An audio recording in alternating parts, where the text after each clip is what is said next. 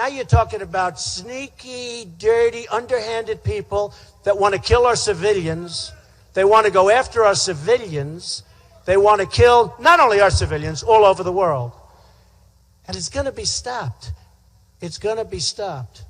Somebody criticized me the other day because they asked me what I do. And I said, I'm going to bomb the shit out of them. It's true. I don't care. I don't care. They've got to be stopped. Why do they wait? They always wait for a tragedy to happen. They're never forward. They're always waiting for. So you say, oh, wow, these were training centers, camps. By the way, what did they attack? They attacked the oil. Remember, I've been saying for 2 years, attack the oil. Everybody said, oh, Trump with the oil, Trump. But I said more than attack it. I said attack it, take it, and keep it. That's what I said.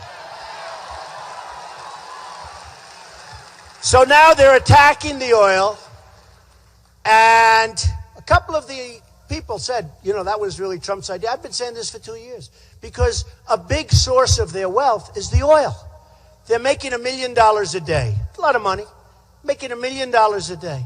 And I kept saying, why aren't we doing this? Why aren't we doing this? My fellow citizens, at this hour, American and coalition forces are in the early stages of military operations to disarm Iraq, to free its people, and to defend the world from grave danger. On my orders, coalition forces have begun striking selected targets of military importance to undermine Saddam Hussein's ability to wage war. These are opening stages of what will be a broad and concerted campaign.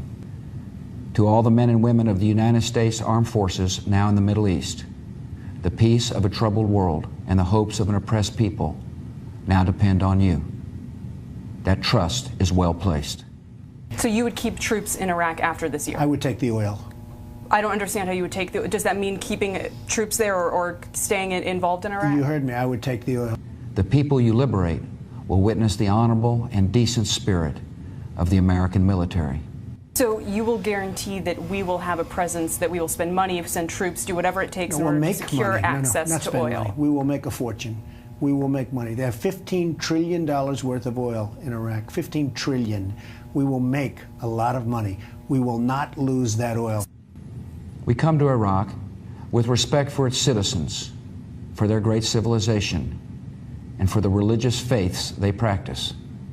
We have no ambition in Iraq except to remove a threat and restore control of that country to its own people. So your Middle East policy is basically guided by our interest in oil? My Middle East, I always heard that. I always heard that when we went into Iraq, we went in for the oil. I said, that sounds smart. Why don't we just take over the oil? We should take it over.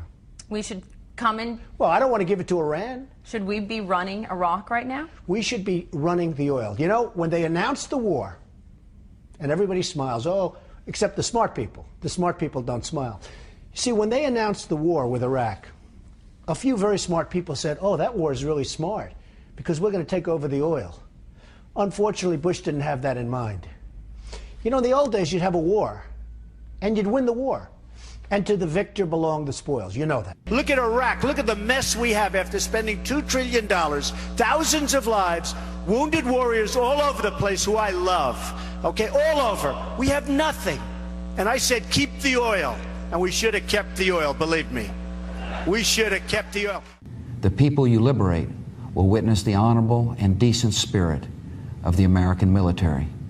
When I heard that we were first going into Iraq, some very smart people told me, well, we're actually going for the oil. And I said, all right, I get that. I get that. There's nothing else. I get it. We didn't take the oil. 1.5 trillion, we should take it and pay ourselves back. What are we doing? What are we doing? The old expression, to the victor belong the spoils. You remember I always used to say, keep the oil. I wasn't a fan of Iraq. I didn't want to go into Iraq. But I will tell you, when we were in, we got out wrong. And I always said, in addition to that, keep the oil. Now, I said it for economic reasons. But if you think about it, Mike, if we kept the oil, you probably wouldn't have ISIS because that's where they made their money in the first place. So we should have kept the oil. But, okay. Maybe you'll have another chance. But the fact is, should have kept the oil. go to our Pentagon correspondent, Barbara Starr. Barbara, a lot of questions about what the president meant when he said maybe you'll have another chance to take the oil, talking about those huge oil fields in Iraq. What are you hearing? Well, Wolf, I think it's fair to say there's a lot of raised eyebrows because the U.S. military at this point has no idea what Donald Trump is talking about when he says that. And to the victor goes the spoils. That's called pillaging, and that is something the U.S. military does not do. It's against military law. It's against international law. And today did not go any length to try and straighten that out. At the White House, the new press secretary, Sean Spicer, was asked about it. Have a listen to what he had to say. Too often the United States is going in with a lot of money, a lot of manpower, and in many cases losing both loss of life, and we want to make sure that our interests are protected. And so if we're going in to a country for a cause, I think he wants to make sure that America's getting something out of it for the commitment and the sacrifice that we're making. Can you unequivocally state that this administration will not send more troops into Iraq to, as the president has put it, take the oil? I'm not going to talk about what we may or may not do. I think the president's been very clear that he doesn't telegraph forward what taking options off the table. That's not a good negotiating skill. Various sections where they have the oil. They have, people don't know this about Iraq, but they have among the largest oil reserves in the world, in the entire world.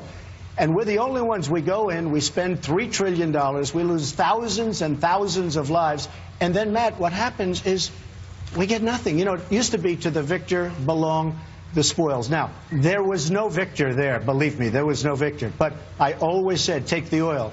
One of the benefits we would have had if we took the oil is ISIS would not have been able to take oil and use that oil to fuel themselves. Let's go to our military folks and Chairman Rogers. General Hertling, I mean, you and I have talked about this before. This is the thing that Donald Trump has said from the beginning, take the oil. I cannot wrap my mind around the concept just from a military standpoint, because all I see is you're taking the oil of a sovereign nation, which is our ally, under this antiquated notion of to the victor goes the spoils.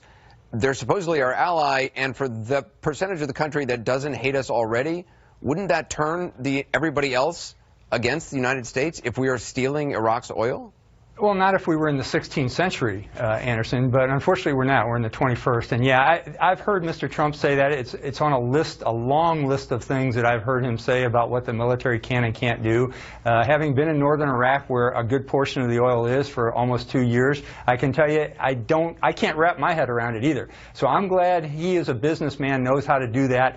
I can't figure it out. If it's bringing other corporations in, continuing to pump, while the 19 million Iraqis continue to live and allow us to do that, that'd be great. But it's just really hard to do. Chairman Rogers, I mean, what Trump has said to me in interviews early on was bring in U.S. oil companies, Chevron, others, surround them while they steal the oil, surround them with troops. I mean, does that make any sense to you militarily, strategically, diplomatically? Hey, look at the time, Anderson. Let me get philosophical about this for a moment.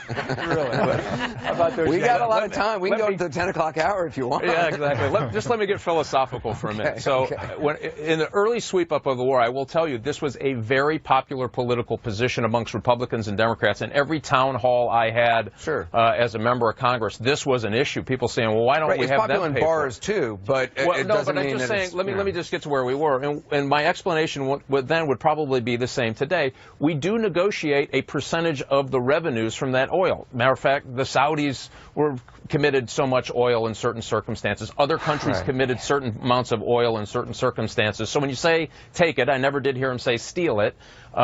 This notion of actually physically taking it out of the ground doesn't make a lot of sense to me.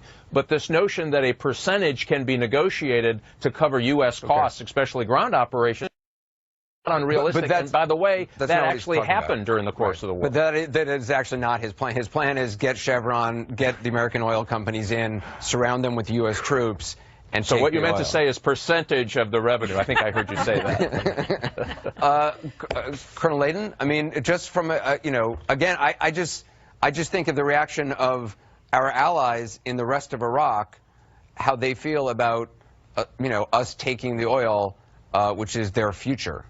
It would be a non-starter for that very reason. You know, what you want to do is you want to build up countries like Iraq, where what comes after ISIS in the case of Syria, and northern Iraq. So there are going to be some significant issues with this neo-mercantilist, 16th century, 18th century, whatever century you want to pick, issue here is something that is very similar to what you might expect a Chinese military leader to say in the present day, because they seem to be developing this neo-mercantilist policy as well. But it is not workable for our particular time and the particular region that we're dealing with here. You want to raise the oil revenues of the countries that are affected by these conflicts, and you want to give them a way in which to live their lives. And that would be a sustained revenue stream that would allow them to do that, right. And that would be essential. Because the idea of General Hertling of to the victor goes the spoils, it implies that Iraq itself is the enemy and we have crushed them and now we're taking their oil.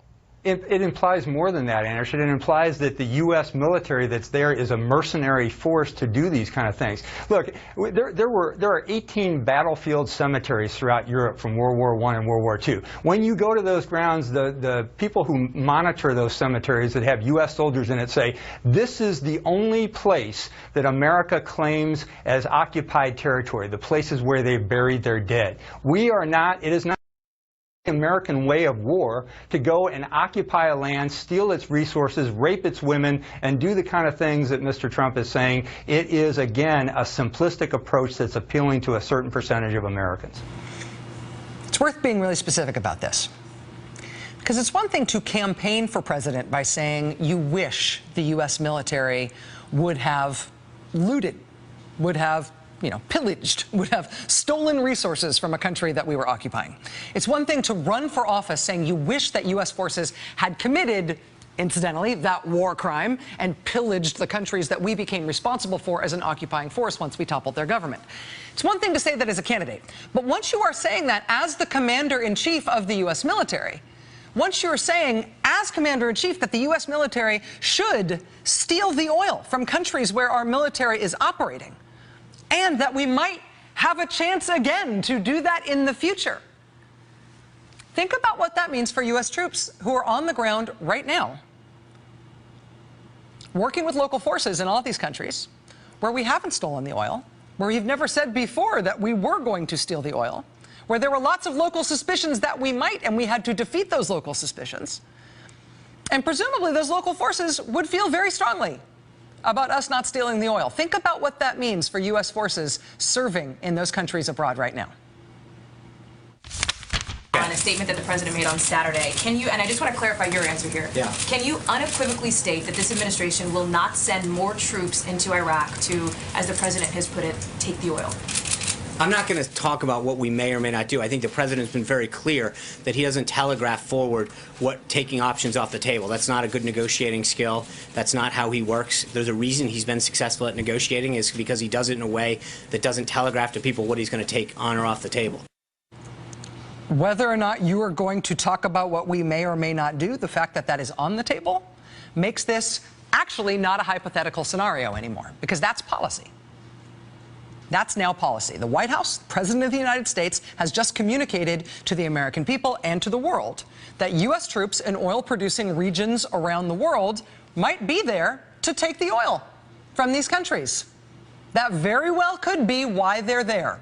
The U.S. reserves the right to do that. Borzu Dargahi is a great reporter, longtime Middle East correspondent. He's now a Middle East correspondent for BuzzFeed. After the president made his take the oil remarks this weekend at the CIA, Borzu in Iraq interviewed some militia fighters and Iraqi security officials who right now are working with U.S. troops on the ground in Iraq in the fight against ISIS, where, again, U.S. forces are partnered with Iraqi forces to fight against ISIS.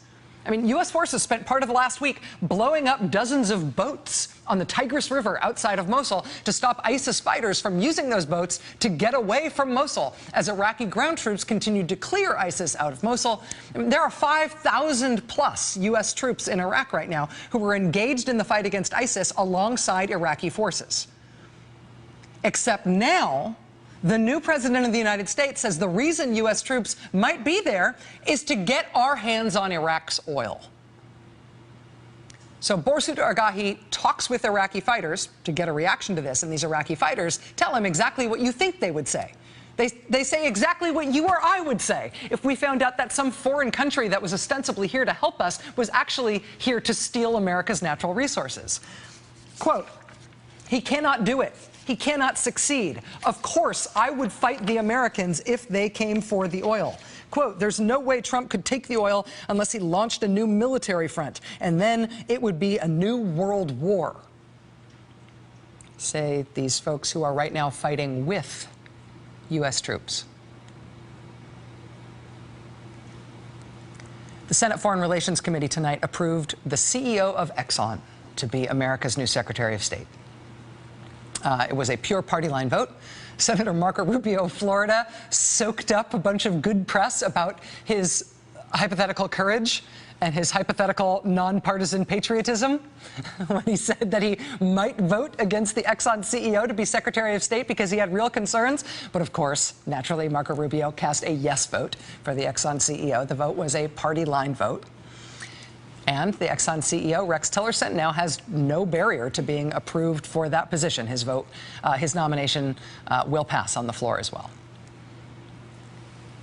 Simply putting an oil company CEO in charge of American foreign policy would be enough to make this a problem, right? It would be enough to ignite suspicions and recriminations worldwide that maybe American troops weren't there to help, that maybe American foreign policy is designed to steal oil from other countries, that the American military is being used as essentially a capitalist tool, as a looting tool, as a pillaging tool to steal the natural resources from other countries.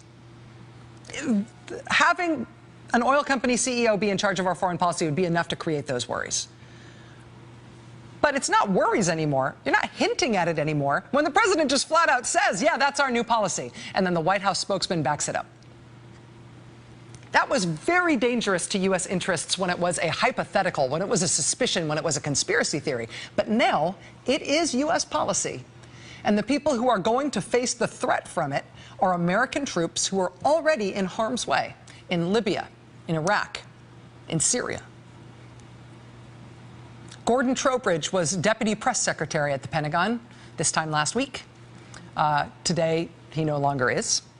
And today, in his personal capacity, he said this, quote, White House spokesman needed to clearly say U.S. is not going to take Iraq's oil. Every moment that statement stands puts our troops at greater risk.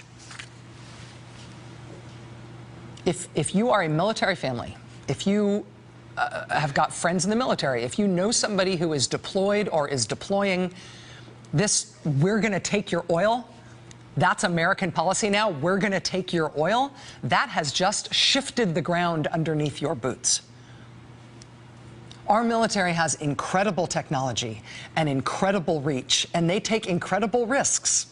And we as taxpayers pay an incredible price for it.